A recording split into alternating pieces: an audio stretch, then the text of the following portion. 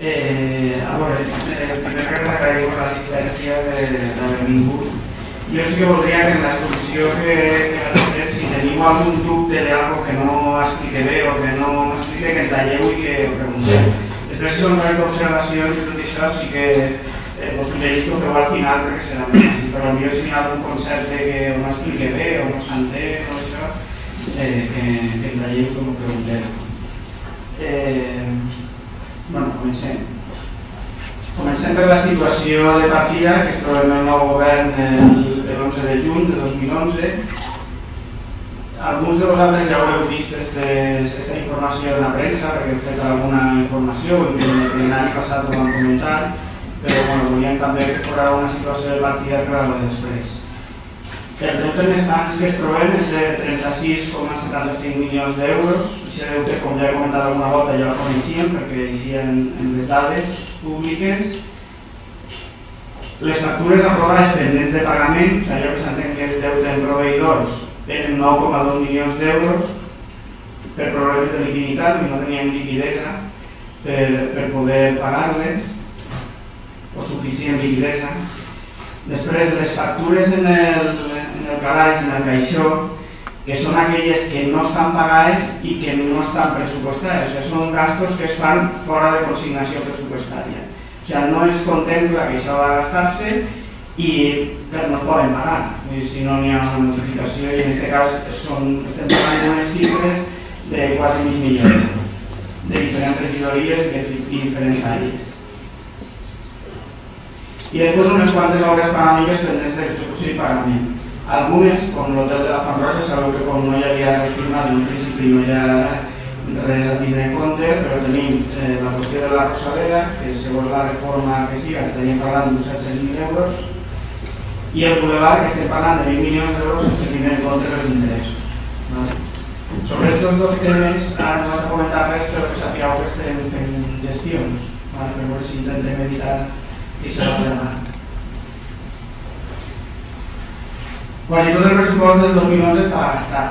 Lògicament, les partides d'activitats. Quan parlem del pressupost, entrades del personal de l'Ajuntament fins a altres qüestions que, si aquest està gastat, la mateixa estaríem en situació de suspensió de pagament. Però en determinades àrees, cultura, joventut i algunes més, el pressupost estava pràcticament gastat. El remanent de tesoreria del 2010, que això vol dir, simplificant el dèficit de l'Ajuntament que ha anat arrastrant, estem parlant de 4,5 milions d'euros. O sigui, en els últims anys, després en una gràfica per més clar, s'ha gastat molt més que s'ha ingressat i ens ha donat aquest resultat negatiu. Per altra banda, i això ja no depèn de nosaltres, els ingressos corrents, que és la participació en tributs de l'Estat, l'Estat als ajuntaments assigna en funció de la població una sèrie de criteris, unes quantitats, i en funció de la recaptació que té l'Estat. Aquesta quantitat del 2010, l'Estat va adelantant aquests diners i després es fa una liquidació. Vull dir, si t'ha donat més, moltes que tornar, i si t'ha donat menys, t'ho aporta. En aquest cas estem parlant que el 2010 són 4 milions negatius. O sigui, l'Estat va donar 4 milions d'euros més a l'Ajuntament que ara hem de tornar. Això ha passat en tots els ajuntaments i en totes les autonomies perquè suposa que ho heu sentit en les notícies. Després hi ha una cosa que també està pendent i que es trobem i és la revisió dels preus dels concessionaris. Aquestes revisions dels preus són les revisions de la brossa, el manteniment elèctric i alguna concessió més que estava pendent de revisar alguns d'ells des del 2008, que no s'havien aprovat aquestes revisions. L'autobús urbà, sempre que també estava ahí. Això representa aproximadament 1,5 milions d'euros si aprovaren aquestes propostes que fan, que moltes d'elles són necessàriament aprovables perquè els contrats marquen una revisió de preus. Per tant, el càlcul del dèficit a subsanar en el pressupost del 2012 estaríem parlant de 6,5 milions d'euros. Aquesta és la situació més crítica que crec jo que podem trobar-se. Si sumeu, veureu que em dona 10 i no 6,5, i és perquè la participació de tributs de l'Estat en un principi, si no hi ha cap modificació, s'ha de tornar en 60 mesos. Per tant, hem calculat que pel 2010, sumant les altres quantitats que hem de netejar, per entendre'ns, estaríem parlant de 6 milions i mig d'euros. O sigui que partim de 6 milions i mig d'euros menys per fer el pressupost del 2012. No sé si m'explique. Què van a fer des que estem en el govern?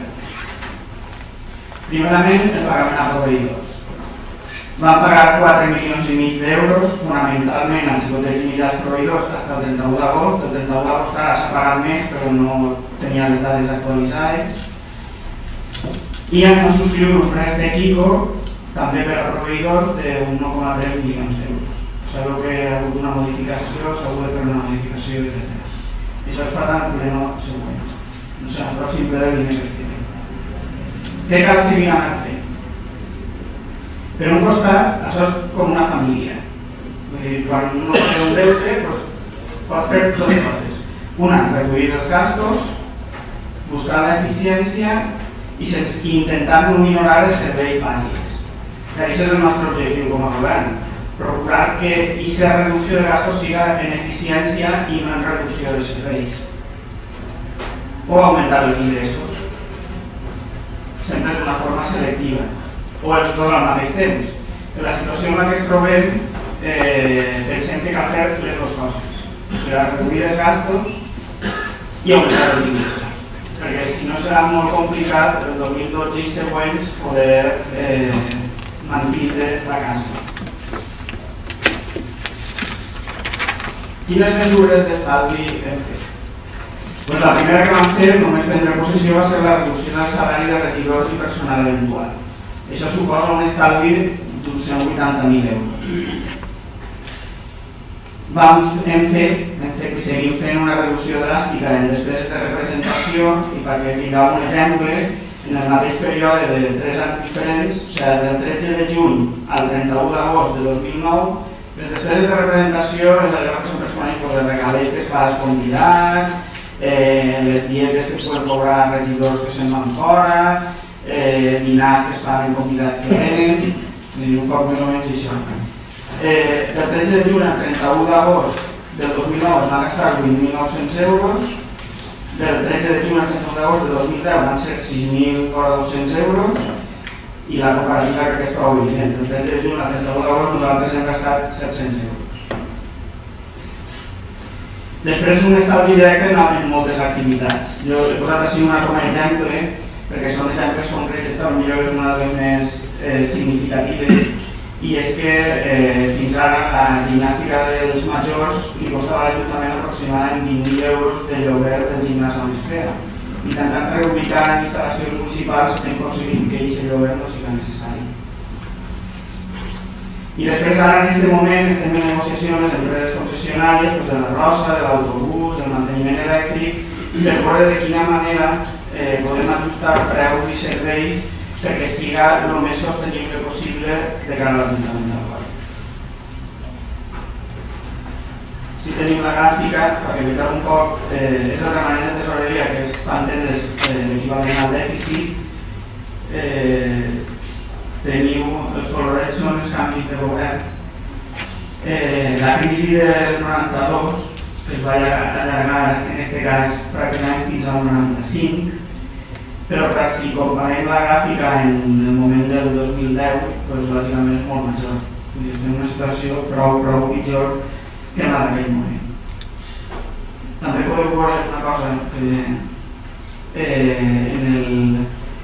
del 2007 al 2008 es produeix ja un dèficit i ja ho vam reclamar nosaltres en aquell moment, pensàvem que ahir serà el moment de fer mesures de contenció, sobretot del gasto. Clar, en aquest moment no es va fer la suficient actuació i estem en 2010 en una situació bastant crítica. L'evolució dels ingressos.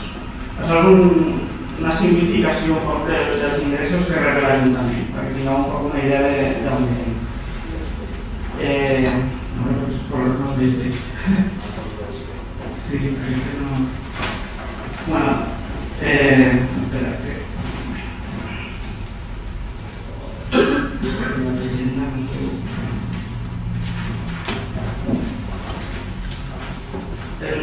part de la blau oscura són els impostos directes. Això són els que l'Ajuntament cobra. Estem parlant de l'IBI, l'IAE, l'impost de vehicles, etc. La segona de baix són les transferències de l'Estat, perquè comentava de la participació dels tributs. Com podeu veure, la caiguda 2009-2010 és prou substancial. El groc del mig són taxes diverses, l'utilització dels espais públics, els bars, els guards, etc. I perquè vegeu un poc la de baix, que és la més crítica, aquesta sí és fonamentalment la de l'impost de la construcció. Si us fiqueu, esto us queda així la notícia de que en 10 mesos és el primer moment que algú demanava una rehabilitació d'una finca de casa històric. En 10 mesos no ha hagut ningú més per impost de la construcció. Quan els anys 2007-2008, els anys de bonança econòmica i de la bombolla immobiliària i tot allò, els ingressos estaven al voltant de, no es veu, però això és un 2, un 2, 4, 6, que són milions d'euros, i estem parlant que hi havia més de 2 milions d'euros d'ingressos per l'impost de construcció.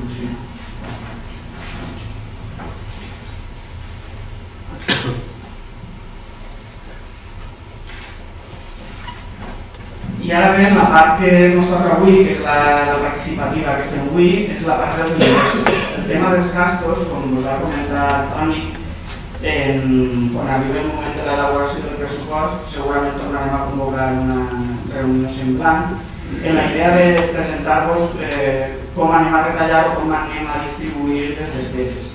Però avui, sabeu, no sé si ho sabeu, però si us volem fer, en el ple d'octubre s'han d'aprovar els impostos i les taxes municipals per a que puguen entrar en vigor a partir del 1 de gener, perquè han d'estar un mes d'exposició pública, etc. I per això volíem fer aquesta exposició prèvia. Per tant, en aquest moment comencem a parlar d'ingressos i de com augmentar aquests ingressos.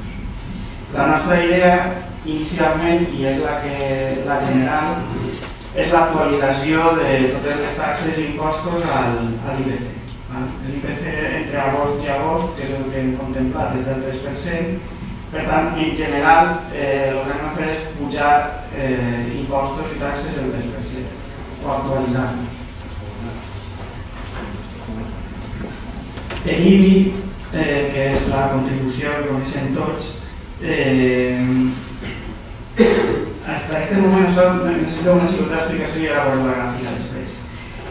Així Nagoya es va fer una actualització catastral, o sigui, dels preus catastrals sobre l'any 2000, aproximadament. Aquesta actualització catastral ha anat aplicant-se en 10 anys. Vull dir, proporcionalment ens ha pujat el preu del valor catastral de les vivendes i el govern anterior el que feia era, ja que pujava el valor catastral, baixaven el tipus impositiu de l'IBI. Des de fa 2 anys el valor catastral ha quedat estabilitzat, de fet ja tocaria demanar una altra revisió catastral per ajustar els preus a la situació actual i el que nosaltres proposem és una actualització també del 3% d'aquest percentatge i passaria el tipus impositiu al 0,5. La llei ens permet arribar fins al 23, però lògicament hem pensat que fora el més harmònic les pujades de taxes i impostos de tots. Hem posat un exemple, que és que un rebut mitjà, o sigui, el rebut mitjà seria, en el 1,02 estaríem parlant de 261,79 euros i en el 1,05 estaríem parlant de 269,48. Com veieu, de cara a les famílies no és una qüestió excessivament gravosa. Així tenim un poc els increments que han hagut en els últims anys sobre l'IBI. Els increments sobre un rebut mitjà. Estem parlant que, a pesar de que crec que des del 2008 el tipus impositiu s'ha mantingut en el 1,02, la pujada, per exemple, en el 2009 estem parlant d'un 4,5%, perquè a pesar de mantenir el tipus en el 1,02, com la revisió catastral encara estava per aplicar en l'últim tram, la pujada ha sigut en aquest moment del 4,5%. La pujada que proposem nosaltres, que és del 3%, si veu equilibrar un poquet aquesta situació.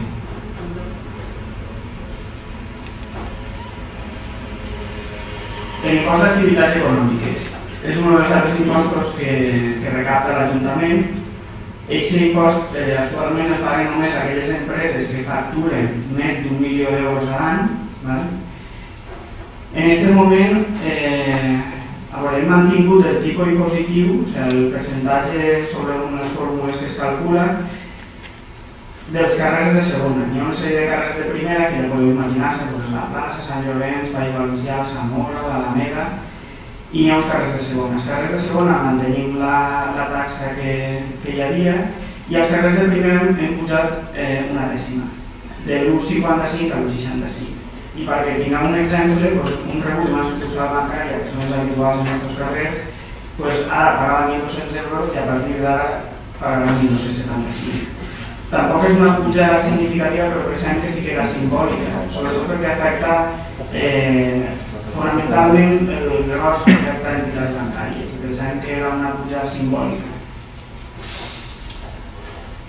L'impost de vehicles mantenim el tipus positiu perquè estem pràcticament al màxim del que permet la llei, per tant congelem.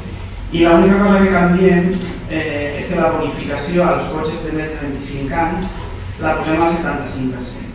Fins a aquest moment la bonificació era del 100%, però pensem que els vehicles de més de 25 anys sabeu que el parc mòbil cada volta està més antiquat. Sabeu que aquests vehicles són els que més contaminen, els que més repercussió tenen sobre el medi ambient i pensem que no pagar absolutament res no era excessivament just. És un 25% que pot quedar-se en un rebut de 20 o 30 euros si arriba, i que també pensem que era una cosa simbòlica. I aquestes són les tres modificacions de SINA puntuals que pensem que són interessants. Les bodes civils està cobrant-se fins a aquest moment una taxa que està voltant més de 90 euros, però estava cobrant-se per igual per a la boda si en el saló de plens o espera en els despatxos. Què són les bodes en els despatxos? Perquè llavors tot un cop l'explicar, potser ho sabeu, no? Però les bodes en els despatxos és la gent que no té ganes de fer ningú recompori de la boda, per explicar-ho senzillament. I aquesta gent aprovecha l'espais d'alcaldia o l'espais del retiro del retorn, firma els papers, explica el que estan fent, firma els papers i ja està. Molts d'ells després, al dia següent, fan el paribé en el restaurant, tenen que contractar actors perquè es casen en els restaurants, i pensem que aquestes bodes que a l'Ajuntament no li costa res, perquè les bodes en el saló de plens sí que tenen un cost, perquè s'ha d'obrir, perquè un concert tenia una neteja posterior, però les bodes dels despatxos no tenen cap cost per a l'Ajuntament i pensem que era just que no pagaren res d'això. Després, en el cementeri, sabeu que l'Ajuntament ha hagut de fer moltes ampliacions perquè no hi havia prou espai i hem obert una possibilitat de la cessió dels drets perquè els nínxols dels cementaris no són de propietat, són en concessió. Però si algú retira el nínxol, el resto o algunes coses d'aquestes que es fan, hem obert la possibilitat que aquesta persona ho cedisca per si n'hi ha a 4 que li pugui interessar. Sé que sona un poc mal el tema del que estem parlant, però és una espècie de mercat de segona mà que permetria ocupar majorment els nichos del cementeri. I després el tercer canvi així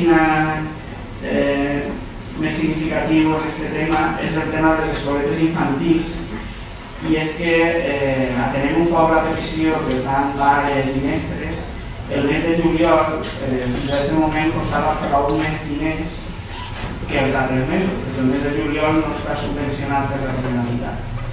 Però això implicava que n'hi hagués molts menys xiquets que acudien a les escoles infantils. Atenem aquesta petició este mes de juliol ja costarà el mateix que costa un mes normal, per veure si això ajuda que al final acudisca més pares i no menys xiquets a les escoles. Perquè en el fons els mestres i els professionals que hi treballen segueixen treballant el mes de juliol.